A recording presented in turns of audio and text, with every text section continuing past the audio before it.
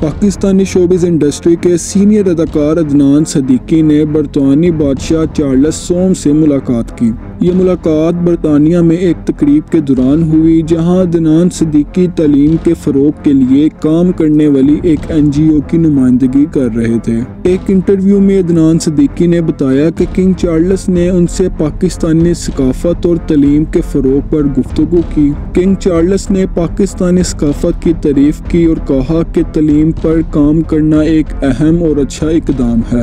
عدنان صدیقی نے بادشاہ کے ساتھ تصویر لینے اور ان سے ہاتھ ملانے کو اپنے لیے یادگار لمحہ قرار دیا۔ عدنان صدیقی کا کہنا تھا کہ اتنے زیادہ لوگوں میں کنگ چارلس کا میرے پاس آنا اور مجھ سے بات کرنا واقعی ایک اعزاز کی بات تھی۔